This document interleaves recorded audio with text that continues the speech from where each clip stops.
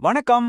வாங்க, இன்னைக்கு நாம ரொம்பவே சுவாரஸ்யமான, கொஞ்சம் குறும்பு, நிறைய அன்பு கலந்த ஒரு சூப்பரான கதையை கேட்கலாம். ஒரு சின்ன கேள்வி, உங்களுக்கு வெண்ணெய் பிடிக்குமா? ஏன் இந்த கேள்வின்னு யோசிக்கிறீங்களா?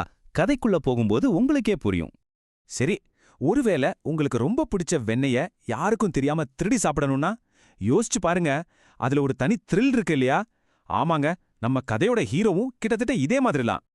வாங்க, பல வருஷங்களுக்கு முன்னாடி போவோம். அங்க ஒரு குட்டி பையன் இருந்தான். அவனை பார்க்க எப்படி இருந்தான் தெரியுமா? அப்படியே ஒரு நீல நிற மேகம் மாதிரி. அவ்வளவு அழகா இருப்பான்.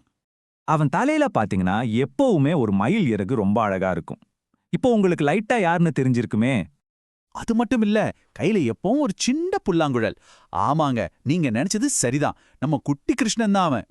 ஓகே, இப்போ நம்ம ஹீரோவை பத்தி தெரிஞ்சுக்கிட்டோம். ஆனா இந்த குறும்புக்கார ஹீரோவோட எல்லா சேட்டைய ரசிச்ச அவரோட ஒரு பெரிய ஃபேன் இருந்தாரு. அவரை பத்தி தான் இப்ப பார்க்க போறோம். அவரோட பேர் தான் பெரியாழ்வார்.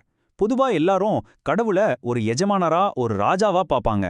ஆனா பெரியாழ்வார் ரொம்பவே ஸ்பெஷல். அவர் அந்த கடவுளையே தன்னோட செல்ல குழந்தையா பார்த்தாரு. அந்த அளவுக்கு அன்பு வச்சிருந்ததுனால தான் மத்த ஆழ்வார்களை விட இவரை பெரிய ஆழ்வார்னு சொல்றாங்க. பெரியாழ்வார்கிட்ட இருந்து ஒரு அற்புதமான விஷயம் என்ன தெரியுமா? அவர் கடவுளை பார்த்து பயப்படவே இல்லை. அதுக்கு பதிலா அவரே கிருஷ்ணனோட அம்மா யசோதையா மாறிட்டாரு. ஆமாங்க, அந்த தெய்வீக குழந்தைக்கு ஒரு அம்மாவா இருந்து நிஜமான தாய் பாசத்தை காட்ட ஆரம்பிச்சாரு.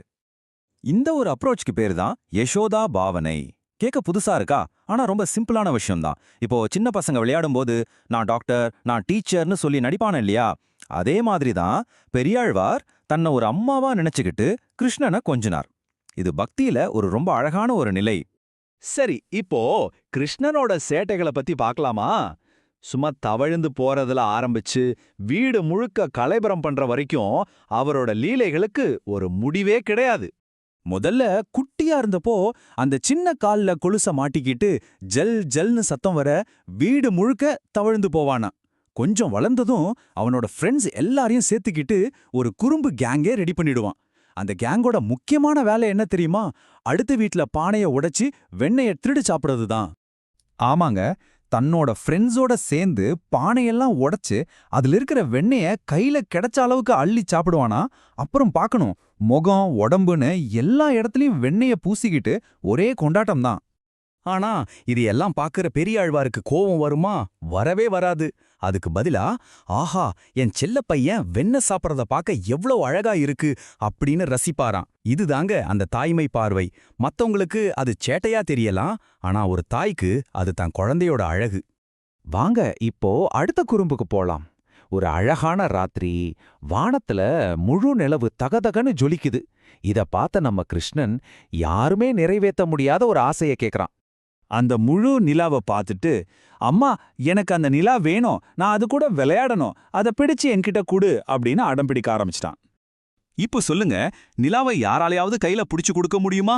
சான்ஸே இல்ல. ஆனா பெரியாழ்வார் இந்த சிச்சுவேஷனை எவ்வளோ அழகா ஹேண்டில் பண்றாரு பாருங்க. அவர் நேரா நிலாவை பார்த்து ஒரு பாட்டு பாட ஆரம்பிச்சிட்டாரு. ஏய் நிலாலே, என் செல்ல கண்ணன் உன்னை கூப்பிடுறான், ஓடிவா. நீ வரலைனா அவன் கோவப்பட்டு கையில இருக்கிற சக்கரத்தால உன்னை அடிச்சிடுவான், ஜாக்கிரத அப்படின்னு செல்லமா மிரட்டுறாரு. இத கேட்டதும் கிருஷ்ணனுக்கு ஒரே குஷி. சரி, இவ்ளோ ஆட்டம் போட்டா யாருக்கு தான் களைப்பா இருக்காது? ராத்திரி தூங்கணும் இல்லையா? ஆனா நம்ம கிருஷ்ணன் அவ்வளோ சீக்கிரம் தூங்குற ஆள் இல்ல. எனர்ஜி குறையாம முழிச்சுக்கிட்டே இருப்பான். அந்த சுட்டி பையனை தூங்க வைக்கிறதுக்காக பெரியாழ்வார் ஒரு ஸ்பெஷல் தொட்டில ரெடி பண்ணாரு.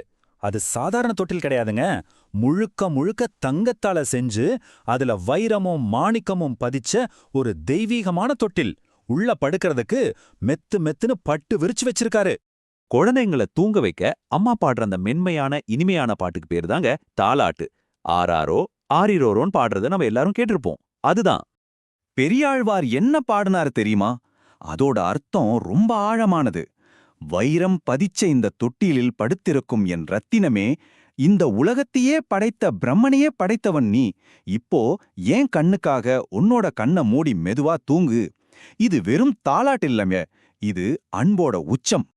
அந்த இனிமையான பாட்டையும் தொட்டிலோட அந்த மெதுவான ஆட்டத்தையும் கேட்டதும் நம்ம சுட்டி கிருஷ்ணன் மெதுவா கண்ணை மூடி முகத்துல ஒரு சின்ன புன்னகையோட தூங்கி போனான். சரி, இவ்ளோ அழகான கதைகளை கேட்டோம். இதிலிருந்து நாம என்ன கத்துக்கலாம்? இதுதான் ரொம்ப முக்கியமான விஷயம்.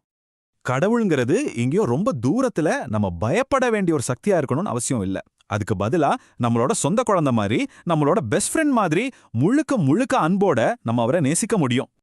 அப்போ ஒருவேளை கடவுளை அடையறதுக்கான ரொம்ப ரொம்ப சுலபமான வழி பயத்தையெல்லாம் விட்டுட்டு ஒரு குழந்தைய நேசிக்கிற மாதிரி சுன்சியமா அன்பு செலுத்துறது தானோ?